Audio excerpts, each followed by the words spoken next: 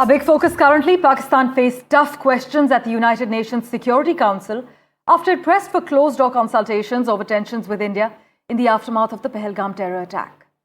The UNSC members grilled Islamabad over the involvement of Lashkar-e-Taiba, a Pakistan-based terror group. Shiv Arur has been tracking all the finer developments for us. He joins us live at the moment. Shiv, Ambassador Akbaruddin says Pakistan's grandstanding has flopped, while Pakistan is claiming its objectives were largely served. Can this be seen as pure posturing on Pakistan's behalf? Take us through the latest. Well, what happened at the United Nations Security Council informal closed meeting is the equivalent of a very, very public snub to Pakistan. They, of course, will put up a brave face and say that, their agenda was met, etc., and that they were given a hearing. But if sources are to be believed, then they were basically, castigated in front of all the other members, with several members of the United Nations Security Council questioning Pakistan's deeply provocative behavior on the back of what happened in Pahalgam, the manner in which it's been testing weapons, provoking on the line of control. It was directly questioned about the Lashkar-e-Taiba's involvement, and it was asked, and it was very, very blankly and boldly told that the United Nations is not going to step in.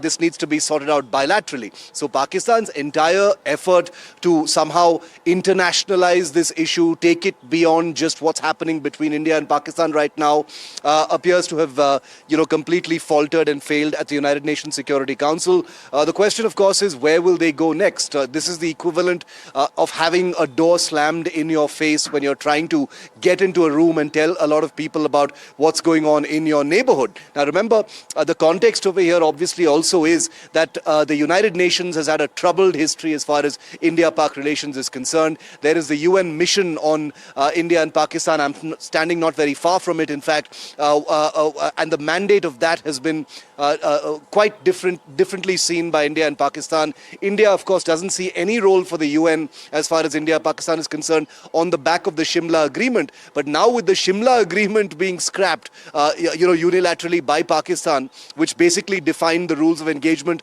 across the ceasefire line and the line of control, it's anyone's guess what the next step will be. But basically, the United Nations Security Council telling Pakistan, stop bringing your troubles to us. You need to sort them out and start behaving first.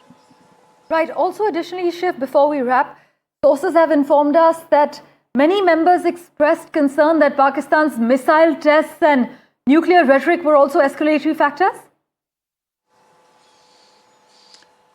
Oh, 100%. These are deeply provocative, deeply escalatory, especially when you consider the fact that these missile tests were supposed to happen, perhaps later in May. And many of those missile tests were included into what the Pakistan military is calling Exercise Indus, deliberately as a kind of muscle flex, as a threat display, to India, that Pakistan has surface-to-surface weapons that are capable of hitting Indian cities, nuclear capable weapons as well.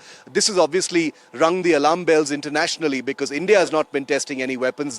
India does it in its own time, but Pakistan, with a great degree of predictable irresponsibility, possibly at the goading of China, which, remember, is a member of the United Nations Security Council, and that's probably the only country they had support from in this closed meeting.